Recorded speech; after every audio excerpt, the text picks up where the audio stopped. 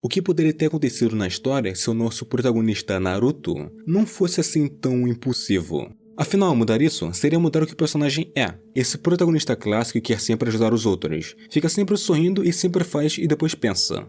Então o que vamos fazer é inverter isso. Transformar ele em um protagonista que pensa primeiro e depois faz. Porque afinal, o Naruto se tornou quem é no canone porque cresceu isolado. Sempre querendo chamar atenção, sempre tentando ser visto. Por isso que ele era brincalhão, e por isso que ele vandalizava a vila, e por isso fazia questão de ser o engraçado da turma. Era só medo de ser rejeitado, mas o Naruto dessa história não vai seguir esse caminho.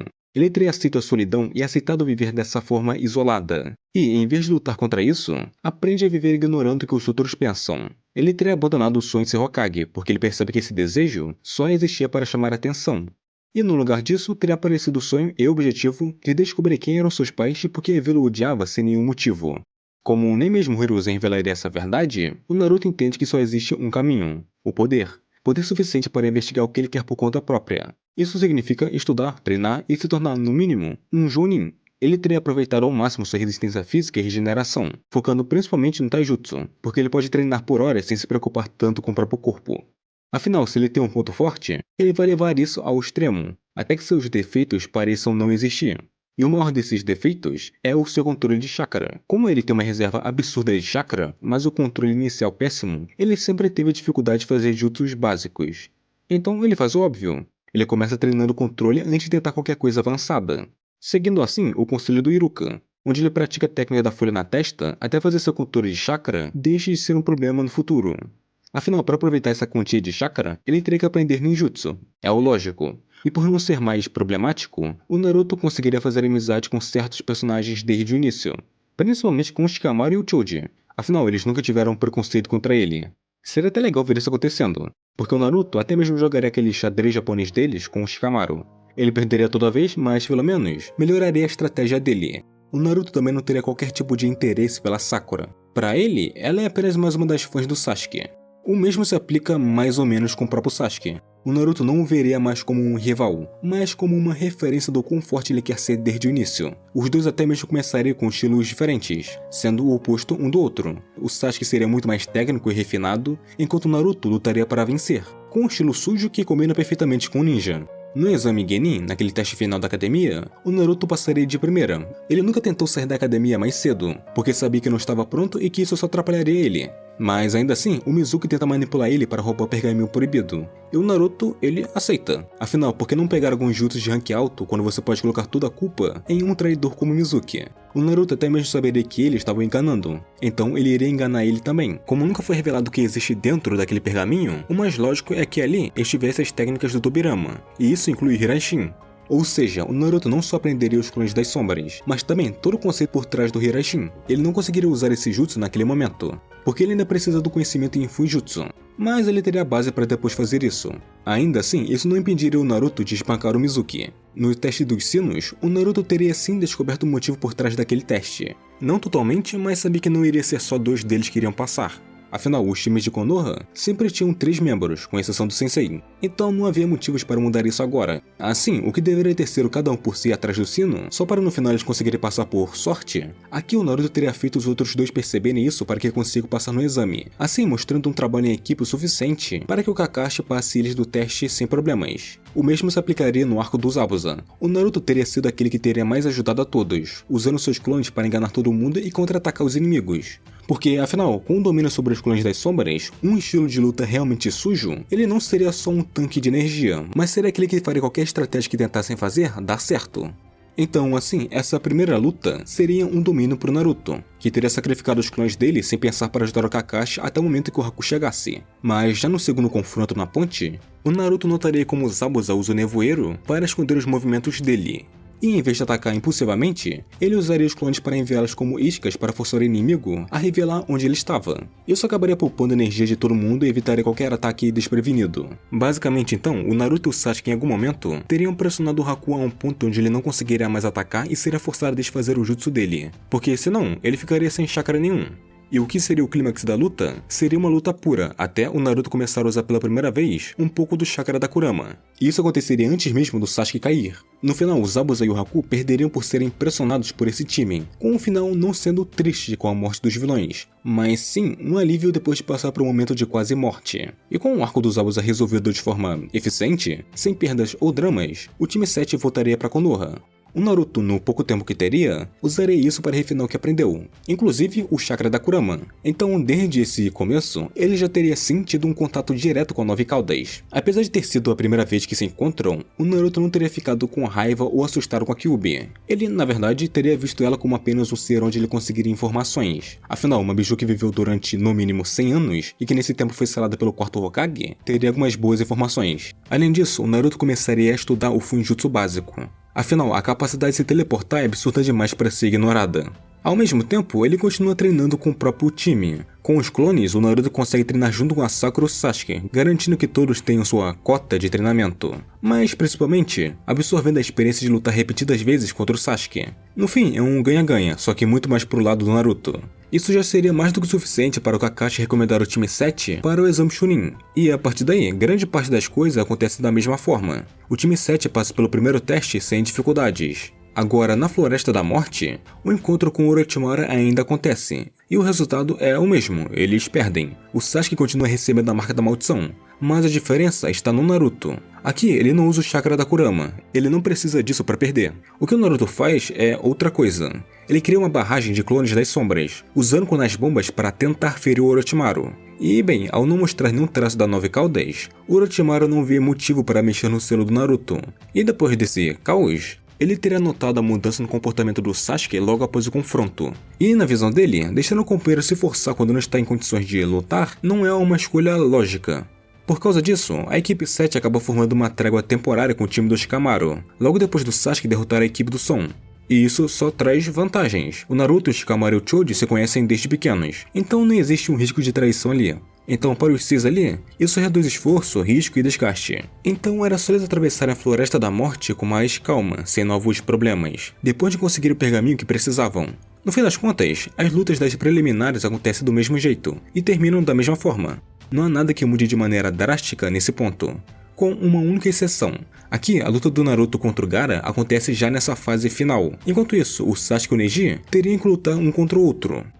Mas vamos pouco a pouco, porque isso muda o tom das coisas. O Naruto não está ali no exame para provar nada para ninguém, só para avançar no seu objetivo de ganhar poder e respostas.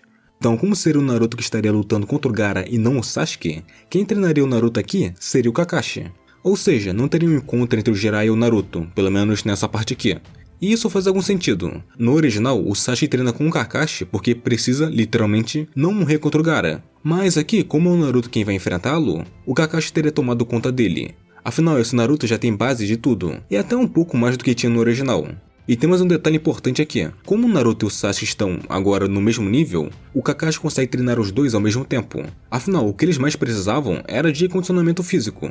A Sakura, por outro lado, depois do empate dela com a Ino, o Kakashi faria ela focar no ninjutsu médico e genjutsu, algo que ela já demonstrava interesse e tinha talento. Enquanto isso, o Sasuke ganharia tempo para aprender o Chidori, e o Naruto focaria no físico dele e em aprimorar tudo aquilo que ele já tinha. E aqui, sabendo que o adversário do Sasuke seria o Neji, o Naruto daria um jeito de convencer a Hinata a ajudar em algo, só para ela mostrar ao Sasuke o estilo de luta dos Hyugas. E com o Sharingan dele, o Sasuke se acostumaria com aquilo. Mas esse treinamento do Naruto não seria sobre ficar mais forte no geral, seria um plano anti-Gaara. O Kakashi montaria todo o treino levando em conta as forças do Naruto e, principalmente, as forças e fraquezas do Gaara. Porque se tem uma coisa que o Naruto sabe fazer bem, é se adaptar ao adversário. Ou seja, o foco seria neutralizar um Jinchuriki usando isso. Além disso, o treinamento físico dele seria exaustivo. Seria basicamente o mesmo processo que o Sasuke passou para alcançar a velocidade do Lee. A diferença é que o Naruto não copiaria o estilo dele, ele focaria só no físico. Então o resultado disso seria um Naruto com a velocidade do Lee, mas adaptado ao próprio jeito de lutar. E é aqui que entra uma camada extra. O Kakashi decide ensinar o Naruto o primeiro portão dos 8 portões. Afinal, ele já conhece essa técnica e já abriu o primeiro portão antes. E seria bom ensinar isso pro Naruto porque, além de um físico absurdo, ele tem uma resistência boa e uma regeneração graças a Kurama. Então isso acabaria sendo perfeito para ele. E como o primeiro portão apenas remove os limitadores naturais do corpo, ele funciona basicamente como um amplificador perfeito contra alguém como Gaara. E seria exatamente isso que o Naruto aprenderia nesse período. O confronto entre o Sasuke e o Neji é um duelo de prodígios no mesmo nível, guiados pela genialidade deles que foram formadas através do esforço. Com o Sasuke entendendo melhor o estilo do Hyuga, ele apostaria em acabar com a luta o quanto antes, ao pressionar o Neji desde o início, usando seu chakra elétrico em combate corpo a corpo, transformando a luta em uma prova de resistência que ele vence por pouco. Com isso resolvido, o foco vai para a verdadeira luta, Naruto contra o Gaara. O Naruto faz o básico da forma mais eficiente. Ele usa os clones para entender completamente o estilo de luta do Gaara e encontrar o momento certo para atacar. E quando ele encontra essa abertura, ele vai com tudo. O Naruto abre o primeiro portão e parte para cima, pressionando assim o Gaara. E o mais importante, ele nem chega a acordar para isso. O Naruto enfrenta o Gaara de frente e sem medo, e isso acaba fazendo o Gaara questionar a própria loucura. Ele sempre acreditou que o medo e a violência era o que definiam sua existência. Mas diante de alguém que o derrota sem demonstrar nada disso, essa ideia dele começa a quebrar. E essa é a grande mudança. No canone, a luta é bem mais emocional, cheia de sentido sobre solidão. Mas esse Naruto já aceitou o próprio isolamento que ele teve antes, diferente do Gaara, que não aceitou. Ele apenas vê o Gaara como uma ameaça e não um espelho. E a luta termina ali. O Naruto acaba com isso usando o chakra da 9 caudas apenas para finalizar. Isso faz o Gaara deixar de ser uma peça viável para o plano do Orochimaru. E tudo isso acontece antes do sinal da invasão. E os exames continuam estando em andamento. O Kabuto e o Orochimaru não deram a ordem. E quando as finais terminavam, a invasão de Konoha e Suna acontece. Mas sem um Gaara envolvido. O Hiruzen ainda luta contra o Orochimaru e acaba morrendo, porém Konoha sofre menos baixas. O Naruto usa seus clones para evacuar o maior número de pessoas possíveis, e o Gaara acaba fugindo junto com seus irmãos, abandonando completamente a invasão como um erro desde o início. E o Orochimaru também consegue escapar, e aqui vem outra grande diferença. Não é só o Shikamaru que se torna Chunin, mas sim também o Naruto e o Sasuke. Os três demonstraram exatamente o que define um Chunin, que é ter a capacidade de liderança, trabalho em equipe, tomar de decisão sob pressão, adaptação rápida e, claro, competência em combate. Eles tinham literalmente tudo para isso. E após o funeral do Hiruzen, Konoha viveria o luto, mas o Naruto não ficaria parado. Ele sabe que o mundo não para por causa da dor. Ainda assim, ele queria vingança contra o Orochimaru, focando ainda mais no próprio crescimento, dando assim mais foco no Fuinjutsu e no Hirashin. Isso até se encontrar com Jiraiya, que ao vê-lo testar a técnica do antigo discípulo dele, viria o Minato no Naruto e decide treiná-lo, começando pelo Rasengan, levando o Naruto consigo na busca pela Tsunade, onde ele acaba dominando esse jutsu muito mais rápido que no canone. Ele também teria aprofundado ainda mais nos selos e avança o suficiente no Hirashin com a ajuda dos clones para fazer isso ser útil nas lutas, mesmo que não seja perfeito ainda. E quando tem o confronto com o Orochimaru e o Kabuto, a luta não se torna equilibrada, mas também não termina com o Naruto quase morto. Com o que ele já desenvolveu, um Rasengan bem encaixado é suficiente para derrotar o Kabuto e deixar o Jiraiya e a Tsunade cuidarem do resto. Mesmo com tudo dando quase certo, o Sasuke ainda iria embora da vila. Não por inveja do Naruto nem por ódio a Konoha. O motivo é que ele quer poder rápido, e isso seria o melhor se ele fosse com o Orochimaru. Com isso, a missão de resgate começa, e os líderes da equipe seriam, obviamente, o Naruto e o Shikamaru, porque os dois são Chunins. E a conversa da Sakura com o Naruto também acontece, mas não muda o rumo das coisas. Ele não faz promessas dessa vez. Prometer algo que talvez não consiga cumprir não faz parte de quem ele é, o que torna os confrontos contra o Quarteiro do Som mais rápidos e seguro para a maioria, com o Naruto usando seus clones para apoiar o Choji contra o Jirobo, sendo ele também o principal motivo do plano de derrotar o Kidomaru dar certo bem cedo, antes que o Neji lute sozinho. Ele também garante uma vitória quase que instantânea contra o Sakon e o Kon, que serão acertados por um Rasengan completo, com o resto do time ajudando para isso funcionar. E o único obstáculo depois disso seria a Tayuya, que o Shikamaru e o Kiba, que não teria caído na ravina com Akamaru, conseguiriam derrotar ela. Enquanto isso, com o Kimimaro que teria aparecido, o Naruto seria forçado a usar o primeiro portão para lutar contra ele ao lado do Neji, mas o Sasuke sairia da caixa e iria embora, dando tempo assim pro Lee chegar e deixar o Naruto ir atrás do Uchiha, enquanto ele mesmo ficaria com o Neji para lutar contra o Kimimaro, com a dupla vencendo por pouco.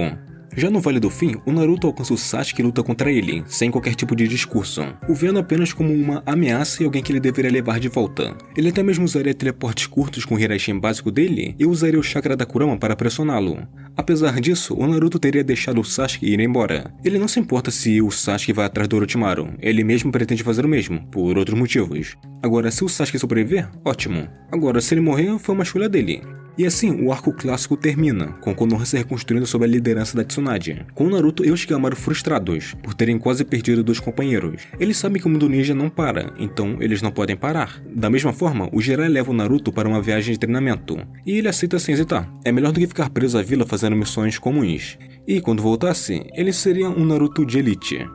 o Naruto teria dominado completamente o Hiraishin e aprende a usar uma parcela do chakra da Kurama sem perder o controle. Isso porque ele teria formado uma parceria com ela. Não uma amizade, mas eles se entenderiam. Ao ponto que, no meio da conversa entre eles, a Kurama falaria pro Naruto quem eram seus pais. E ao retornar a Konoha, ele encontra a Sakura mais forte, ainda tendo treinado com a Tsunade, mas também colocado Genjutsu no estilo de luta dela, até amadurecido sem depender de promessas. O que, com tudo isso, muda o resgate do Gaara, já que o Naruto e o Kakashi conseguem encurralar o Deidara, com o Naruto usando o chakra da Kurama para forçá-la a desacelerar e o Kakashi terminando isso usando o Kamui para feri-lo e impedir sua fuga. E apesar da derrota de 2 membros da Akatsuki, a Shio ainda se sacrifica para trazer o Gaara de volta à vida. Agora, no que seria um encontro do Naruto com Sasuke, as coisas não seriam tão básicas assim. O Sasuke, por sinal, não parece intocável, mas isso não é porque ele está mais fraco. Se os dois resolvessem lutar, seria só os dois ali no meio, já que o Naruto não enxerga o Sasuke como um irmão. Pro Naruto, ele é apenas um cara que tem chance de mudar depois de se vingar. E é isso, o verdadeiro alvo sempre foi Orochimaru. Apesar que a luta deles nem mesmo chega até um final, o próprio Orochimaru interrompe tudo e leva o Sasuke embora. E mesmo que eles não tenham conseguido fazer nada, o time 7 ainda não sairia perdendo.